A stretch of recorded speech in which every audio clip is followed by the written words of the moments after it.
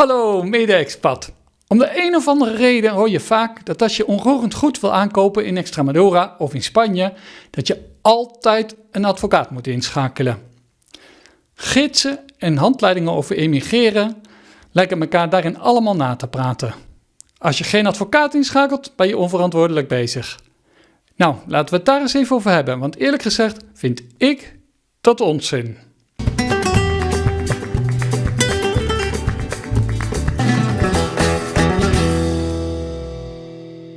Ten eerste een disclaimer. Ik beweer uitdrukkelijk niet dat een advocaat nooit waarde heeft. En er zijn zeker situaties waarin een advocaat meer bevoegdheden heeft. Iedereen is vrij om er eentje in te huren en ik zal nooit zeggen dat je dat absoluut niet moet doen. Maar laten we de zaak ook niet omdraaien. Advocaten zijn ook niet allemaal hetzelfde. Bedenk dat een advocaat je evenmin kan garanderen dat je geen enkel probleempje zal tegenkomen. Hun services lopen uiteen en hun tarieven nog meer. Dat het je een hoop geld gaat kosten is een ding wat zeker is. Meestal is hun dienst beperkt tot dat ene aspect waarvoor je ze inhuurt. En als je wilt dat ze je persoonlijk begeleiden naar een kantoor, betaal je helemaal de hoofdprijs. Een goede tussenpersoon die veel ervaring heeft en weet waar die op moet letten, kan je ook uitstekend helpen om onroerend goed aan te schaffen en valkuilen te vermijden. Wat je echt nodig hebt is iemand die het beste met je voor heeft, je door het gehele aankoopproces heen loodst, nare verrassingen weet te vermijden. En als diegene dan ook nog je taal spreekt, is dat natuurlijk helemaal een groot voordeel. Vervolgens, verwacht ook nooit te veel van je makelaar. Veel mensen denken dat met een goede makelaar je wel veilig zit. Bedenk dat een makelaar vooral geïnteresseerd is in zijn commissie. Makelaar zijn is een vrije titel. De ene makelaar is de andere niet. Makelaars garanderen eigenlijk helemaal niks, behalve dat ze de koper aan de verkoper koppelen. En aangezien ik zelf jarenlang makelaar in Spanje ben geweest, heb ik er veel van gezien. De verschillen zijn enorm. Zonder dat ik beweer dat er geen enkele makelaar deugt, heb ik ook samengewerkt met zowel Engelse als Nederlandse makelaars die toen het puntje bij paaltje kwam toch niet precies wisten hoe de Spaanse wet in elkaar stak of waar ze hun documenten vandaan moesten halen of bepaalde checks moesten uitvoeren. En als we het over Spaanse makelaars hebben, is het misschien ook leuk om even iets te vertellen over de achtergrond. Vroeger had je in elk dorp een zogenaamde corredor, oftewel een renner. En dat was iemand die meestal goed op de hoogte was van wat er allemaal gebeurde in het dorp, wie zijn huisje verkocht, wie een huis zocht of een stuk land. Als je dan op zoek was naar onroerend goed, dan ging je naar de bar, zocht je die corredor op en dan vroeg je aan hem of hij misschien nog iets wist. En vaak zei hij, ja, meneer Juan daar, die wil zijn huis gaan verkopen. Dat was eigenlijk alles wat hij deed. Een belangrijke functie, want hij koppelde de mensen aan elkaar en hij was altijd op de hoogte van de markt. Maar dat was zijn functie.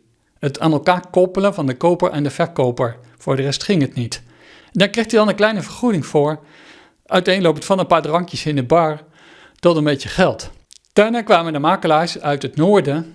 En aangezien die veel meer deden en grote, dure, pretentieuze kantoren hadden vaak, dachten die corredors, die kleine makelaartjes in het dorp van, hey, die mensen die vragen en die verdienen veel meer geld dan wij, dan kunnen wij dat ook wel doen.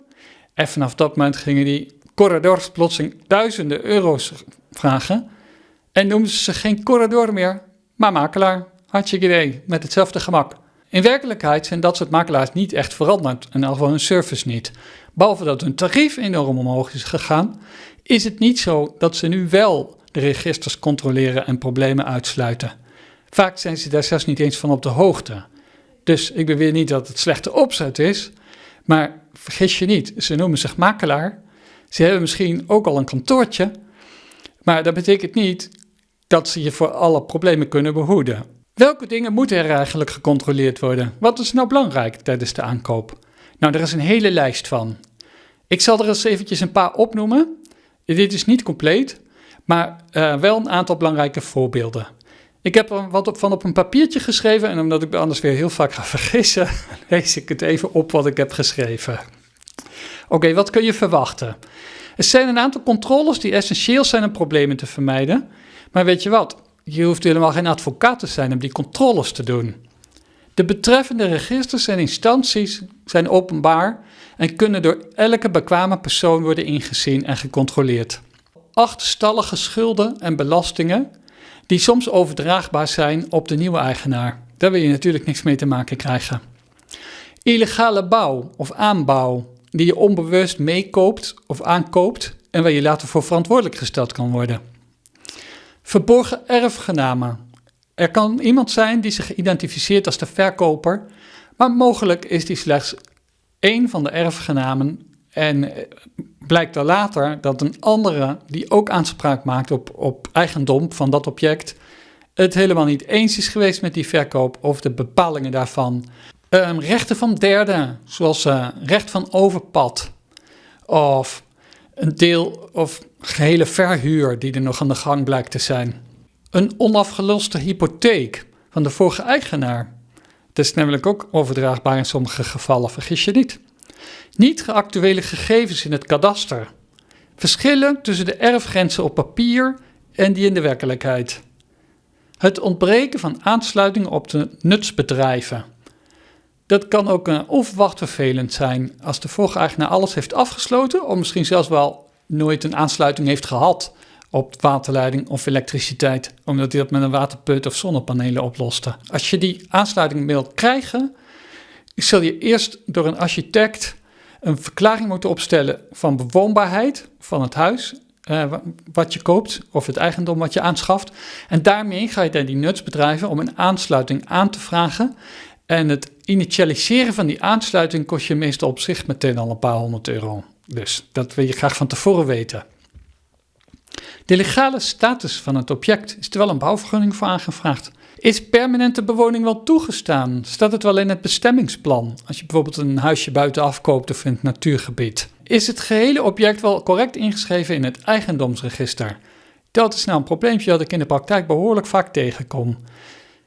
Meestal is het de service van de notaris om na de aankoop, en nu heb ik het erover, de aankoop die is gedaan door de vorige eigenaar destijds, na de aankoop de eigendomsakte in te schrijven in het eigendomsregister. Maar niet altijd heeft de notaris dat ook daadwerkelijk gedaan.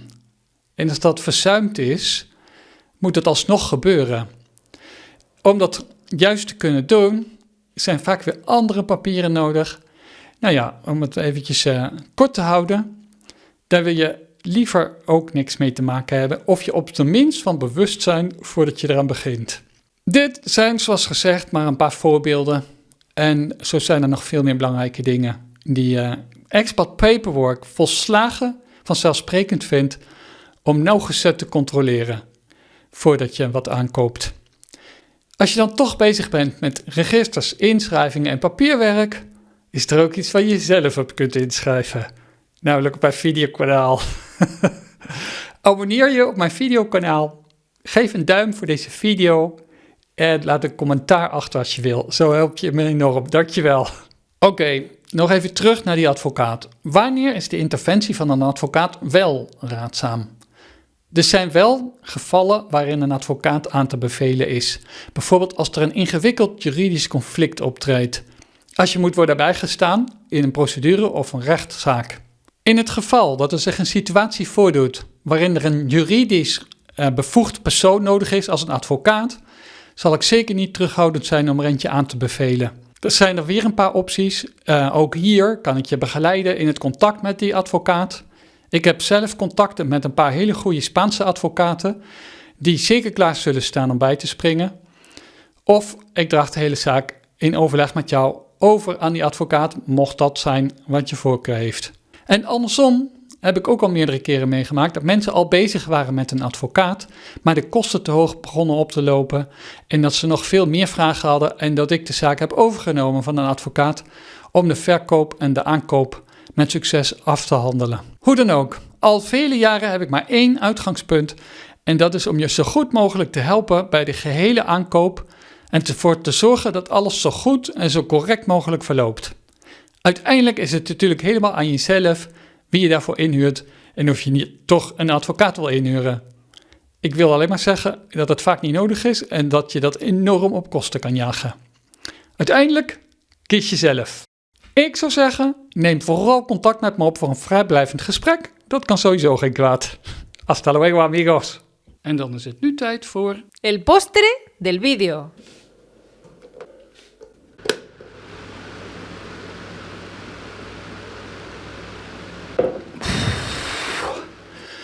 Midden in de zomer, met die lampen erbij. Het is best warm vandaag.